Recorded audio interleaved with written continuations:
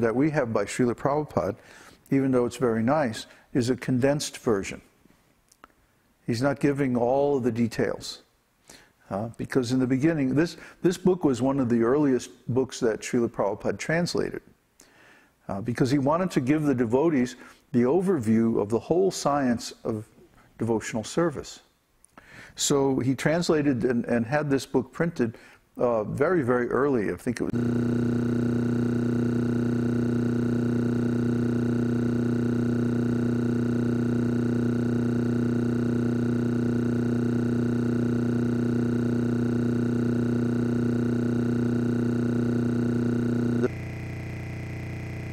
of Bhakti Rasamrita Sindhu is not really very authentic. It's not really very accurate.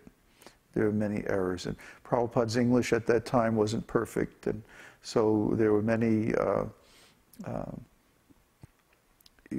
obscure errors in these books. But still, the information in this book is so valuable.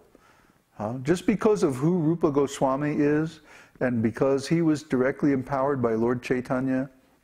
And of course, anytime Lord Chaitanya empowers a devotee, then, they can't do anything wrong. So this empowerment comes through the book. Even a flawed version, known flawed version of a book, there's still, 90% or 95% or maybe 98% of the information is correct. And so it's better to have 98% than to not have anything, because this level of information that Bhakti Rasamrita Sindhu is on is so high, it's so elevated, so exalted. Like I was describing in the beginning, there's the 4 Vedas, and there's the Upanishads, and there's all the Puranas, Mahabharata, and finally, after all that, Vedanta Sutra. And then Śrīmad-Bhāgavatam is the commentary on Vedanta Sutra by the same author. And then finally, Bhakti Rasamrita Sindhu, Nectar of Devotion, is the ontological analysis of that commentary. See how many higher and higher and higher levels of abstraction are there. So even though because of the fractal nature of the Vedic philosophy, all those truths are there in the original 4 Vedas, but they're very much covered, and no one can understand them simply by reading the 4 Vedas. Our intelligence just is not capable of penetrating to the real meaning of those 4 Vedas. So we have to read books by the 6 Goswamis to understand the actual meaning of the Vedas. Because only Lord Chaitanya, that famous shloka, that when Krishna was present on this planet, the storehouse of love of God was there with him, meaning his eternal associates and their intimate pastimes. But when Krishna, but that storehouse was sealed, it was locked.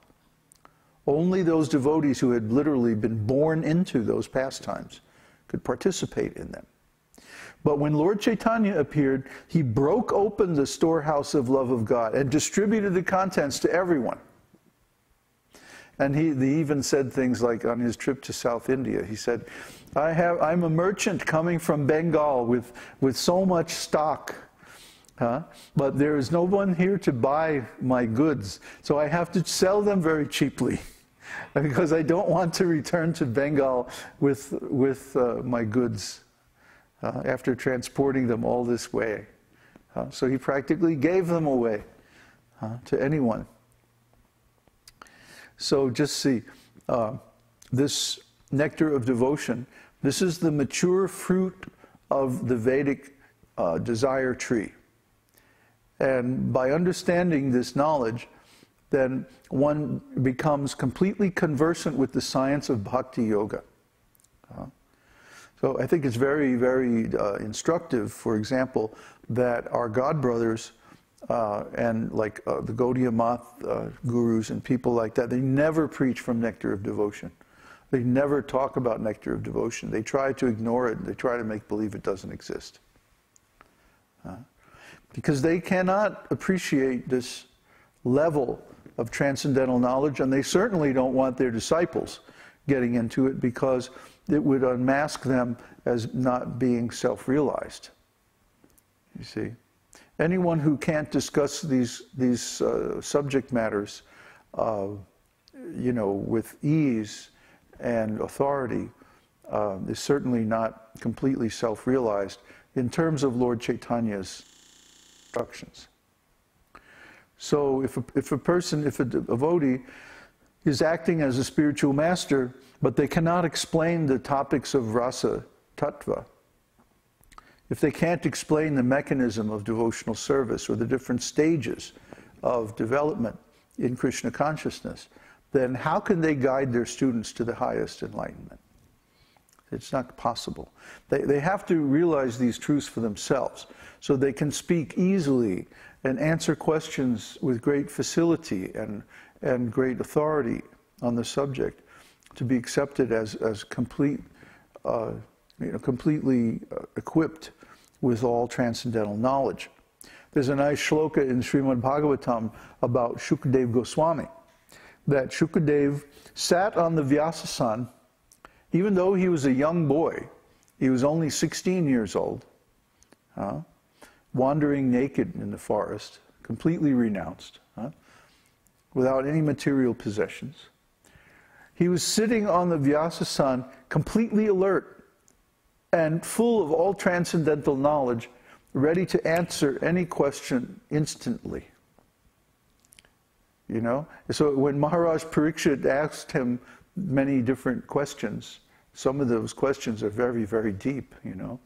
It's not like Shukadeva Goswami went, just a minute, I have to look that up, you know. No, Shukadeva Goswami immediately replied with the most beautiful and correct answers, authoritative answers. This is knowledge, this is directly realized knowledge. This is beyond the scriptures. The scriptures, as wonderful as they are still, they're likened to a finger pointing at the moon. If somebody says, "Where is the moon?" If you can't see the moon, I mean, you have a problem already, right? But anyway, if someone can't make out the moon by themselves, then somebody can say, "Oh, there it is. See, there's the moon. It's right there." So then if you get all hung up on the finger, like, "Oh, yeah, no, the finger is not the moon.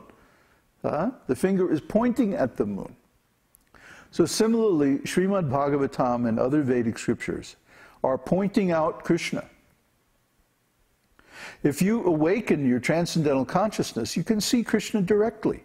You can meet Krishna in your own heart. You don't have to go anyplace.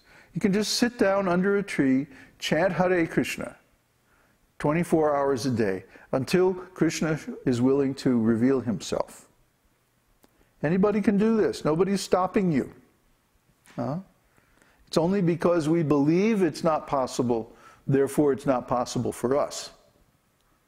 But if you believe that it's possible, if you believe that Krishna is real, if you believe that Krishna's name is equal to himself in transcendental qualities, if you believe that the Vedic scriptures are telling the truth, if you believe that we're telling the truth about our experience, then why not just sit down and do it? What's stopping you? What's stopping anyone from becoming self-realized? Only our own doubts and hesitations, our own lack of confidence in this transcendental knowledge. So it's up to us then to resolve our doubts. No one else is going to benefit from our resolving our doubts except ourselves. I don't benefit from you resolving your doubts. You do. It's up to you. It's your responsibility to penetrate your doubts and reach a conclusive understanding of the knowledge in the scriptures and act on it. Because you're the one who's going to get the benefit. We already got the benefit. I'm fine. Okay?